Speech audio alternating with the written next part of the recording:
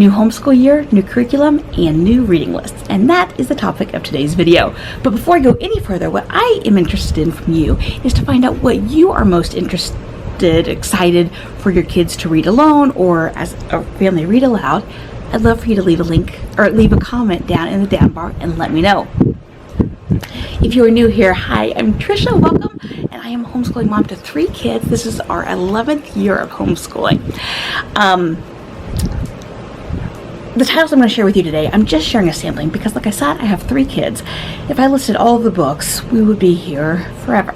So, the titles that I'm going to list will be down in the down bar, but if you want to find out our full reading lists, you can hop over to my blog. It'll be down there and at the end of the video, and you can see all of those. And last week I put up a post about reading lists, how we use them, what I expect, how I find books, that sort of thing. Before we go any further, this is a collaboration hosted by Mommy and Mia Homeschool Chronicles and Diary of a Homeschool Mom channels.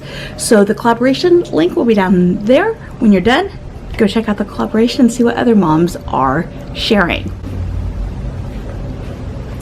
Now, like I said, I'm doing 4th, 6th, and 10th grade. I will leave the timestamps down there. So if you want to jump ahead, if you don't need all of these grades, check the timestamps so that you can just find what you need. If you want to find out all the ideas, I'd love to have you watch the whole thing though. So, we'll start with 4th grade. My 4th grader, he likes reading well enough. But he's not apt to pick up a book to read for pleasure. So I kind of tried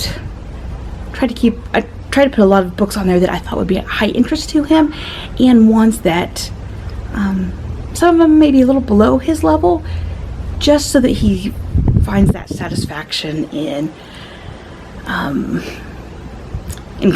book completions. Now, 4th grade is the first year that I really assign a reading list. Before that, reading time is just whatever they want to read. I don't care if it's something too hard, too young, picture books, chapter books, whatever it is, I don't care, as long as they're enjoying as long as they're doing that task.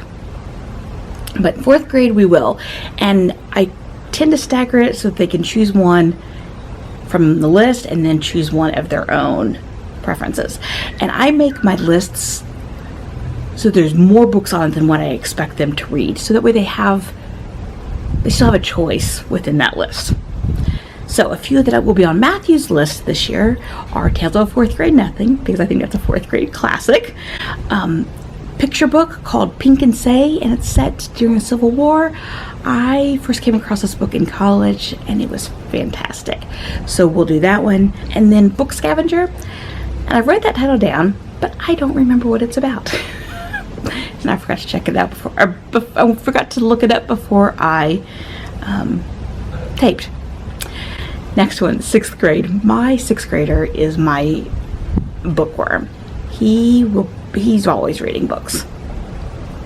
And he really loves classics like 20,000 Leagues Under the Sea and that sort of classic realm. Otherwise, his interests are really like Harry Potter and the Percy Jackson series, warrior books. He's really into the warriors right now.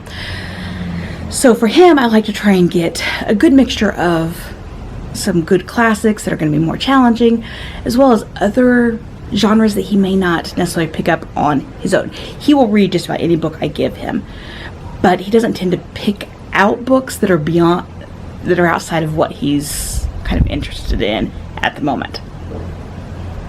So first one is One Half from the East, and this one is, I listened to it as an audiobook, and when I listened to it, I didn't even realize it was for kids, like a young adult book, until, I don't know, I was more than an hour in before I realized it. But it really captivated me. And it's set in Afghanistan, modern day, and about a little girl who, I forget the term, for some families around the age of 12, they have their girls, I'm not sure how to explain it in a culturally accurate way, but basically they live for a short term as a boy. And it was really, really good. It's told from her point of view and about the challenges in that and kind of why it happened, and the challenges of navigating society. It was so good. So good. The audio is fantastic if you need an audio title. It was really good. And then 2 more on his War of the Worlds. I think he'll really love it. And I'd like to share with him about the kind of story of when it was played on the radio and all of that. We'll talk about that as well. And then Zane and the Hurricane. Now, my 10th grader, she is taking British literature at our co-op. So I am not really assigning anything heavy reading for her, because that class, she's a 10th grader. It's a junior and senior level honors class, and language arts is not her strong suit. So I did not want to burden her down with extra reading at home when I didn't need to. But for history, we are using Crash Course U.S. History this year as our main spine, and it's broken down into, I think, 9 units. And so I decided to kind of find one audiobook for each unit that she does. That's something like a historical fiction type of book. I know it's not going to be completely accurate for history reasons, but I want to kind of give her just a flavor, little taste of that time period through books. Now, she really loves World War II fiction, as many people do these days, but I need to broaden her horizon from there.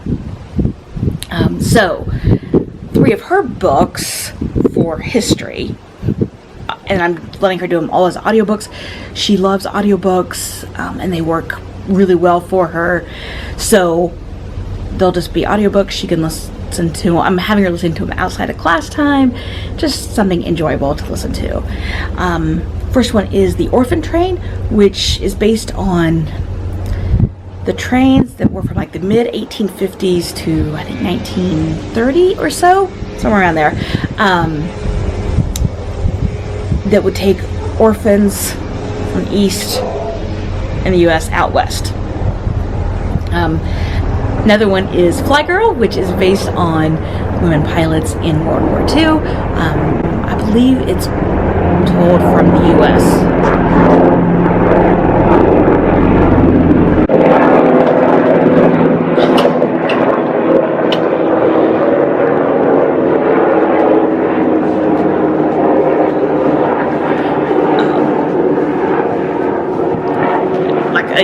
U.S. American pilots. And the third book,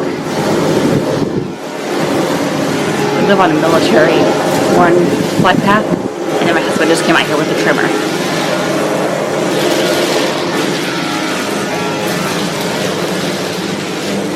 Luckily, I'm almost done. So that's her second one. I'm interested in reading that one, and so I think I'm probably going to listen to that one too. And the third one is The Help. This is the book that the recent movie was based on. The movie was fantastic, and I think she'll really enjoy that. Both Orphan Train and The Help are adult books, and Flygirl, I think Flygirl is a young adult book. But I think she's just kind of at that age where I think those are 2 good books that'll transition. They're still adult books, but I think will still have high interest to a 15-year-old. You can click on the screen right now and head over to my blog to check out our full reading list, as well as read about how we use reading lists in our homeschool. Check out the collaboration in the down bar. Thanks for watching.